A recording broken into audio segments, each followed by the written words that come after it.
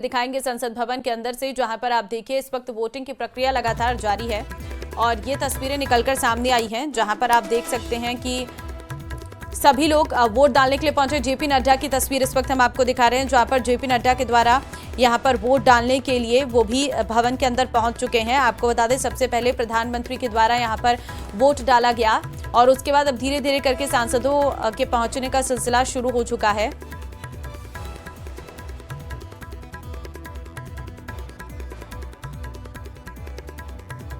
और देखिए, कुछ समय पहले की भी तस्वीर इस वक्त हम आपको दिखा रहे हैं, जहां पर राजनाथ सिंह के द्वारा यहां पर वोट डाला गया है। प्रधानमंत्री नरेंद्र मोदी वोट डालने के लिए पहुंचे थे। सबसे पहला वोट जो है वो प्रधानमंत्री के द्वारा ही डाला गया था और ये तस्वीर इस वक्त आप देखिए, सभी जो सांसद है धीरे धीरे करके पहुंच रहे हैं। शाम 5 बजे तक का समय है जब सभी सांसदों के द्वारा वोट डाला जा सकता है। किरण रिजिजू वहीं पर मौजूद हैं, उनके द्वारा भी यहां पर वोट डाला जाएगा। सभी लोकसभा और राज्यसभा के सांसदों के द्वारा यहां पर वोट डाला जाता है। फिलहाल हम तस्वीरें इस वक्त आपको दिखा रहे हैं, जहां पर आप देख सकते हैं प्रधानमंत्री नरेंद्र मोदी के द्वारा सबसे पहले वोट डाला गया, उसके बाद रक्षा मंत्री राजनाथ सिंह के द्वारा वोट डाला गया।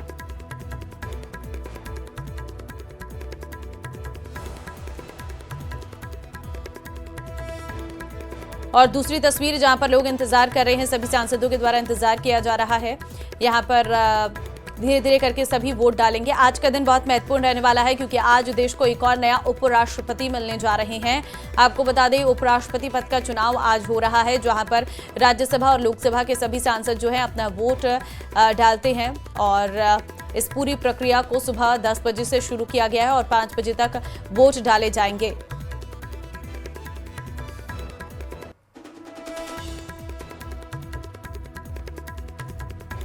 तो फिलहाल ये तस्वीरें इस वक्त आपके सामने हैं, जहां पर आप देखिए कि उपराष्ट्रपति चुनाव के लिए वोटिंग इस वक्त जारी है। संसद भवन में प्रधानमंत्री नरेंद्र मोदी के द्वारा सबसे पहले वोट डाला गया, फिर रक्षा मंत्री राजनाथ सिंह यहां पर पहुंचे।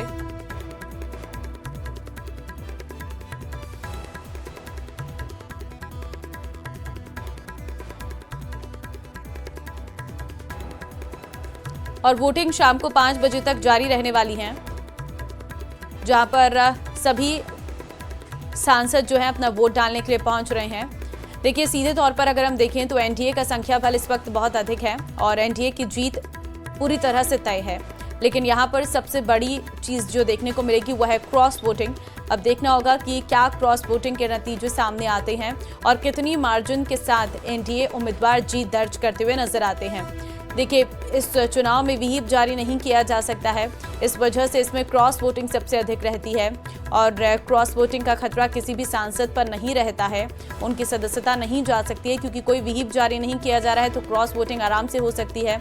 और यही देखने को मिलता है कि आखिर क्रॉस वोटिंग के जरिए कितने वोट जो है एनडीए उम्मीदवार को मिलते हैं, क्योंकि जीत तो एनडीए उम्मीदवार की पूरी तरह से तय है। क्योंकि वोटों का अगर हम गणित देखें तो वो एनडीए के पास पूरी तरह से है, जीत का पूरा मार्जिन एनडीए के पास है। लेकिन अब यहाँ पर देखना होगा कितने बड़े अंतर के साथ ये जीत दर्ज की जाती है।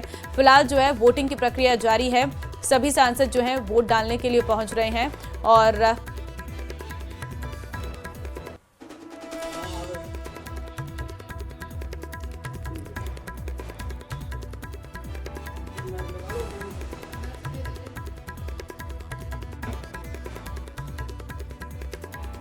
तो वोटिंग की प्रक्रिया तो शुरू हो चुकी है। प्रधानमंत्री के द्वारा सबसे पहले यहाँ पर वोट डाला गया है और उसके बाद धीरे धीरे जो सभी सांसद है वो पहुंच रहे हैं और वोट डालने के लिए यहाँ पर देखिए, उपराष्ट्रपति चुनाव के लिए सोनिया गांधी ने भी अपना वोट डाल दिया है और राधा कृष्णन और सुदर्शन रेड्डी के बीच में ये मुकाबला है।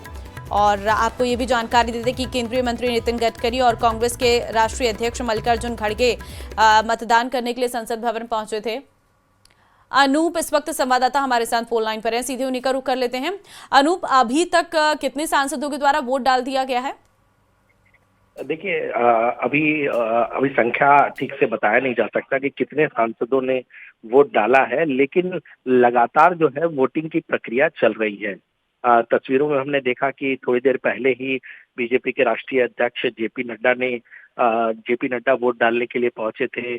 फिर नितिन गडकरी और मल्लिकार्जुन खड़गे वोट डालने के लिए पहुंचे हैं। तो तमाम जो सांसद हैं वो लगातार वोट डाल रहे हैं और सत्ता पक्ष और विपक्ष दोनों को इसके अहमियत का अंदाजा है, क्योंकि बहुत ज्यादा मार्जिन नहीं है। जिस तरीके से पिछले 2 बार का जो उपराष्ट्रपति चुनाव हुआ है उसमें एक बड़ा मार्जिन देखने को मिला था। जिस तरह से समर्थन, तमाम राजनीतिक पार्टियों का समर्थन जो था वो एनडीए कैंडिडेट को उस समय था, इस तरह का समर्थन इस बार नहीं है। हालांकि एनडीए पूरी तरह से इंटैक्ट है। एनडीए के सांसद जो है वो एनडीए के कैंडिडेट को ही वोट डालेंगे।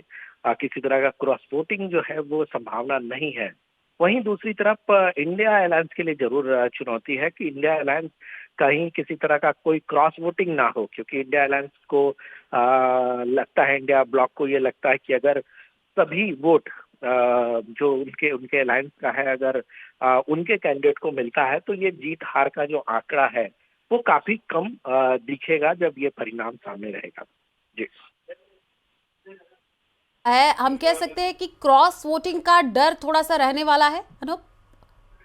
बिल्कुल। देखिए, चूंकि इस चुनाव में व्हिप जारी नहीं होता तो ऐसे में क्रॉस वोटिंग का डर होता है, और क्रॉस वोटिंग के पास भी नजरें होंगी कि कौन जो है वो क्रॉस वोट करता है, किसको जितवाने के लिए किस तरीके से पार्टी लाइन से अलग ठीक है, आप नजर बना वो करके रखिए, आगे आपसे अपडेट लेंगे। फिलहाल शुक्रिया तमाम जानकारी साझा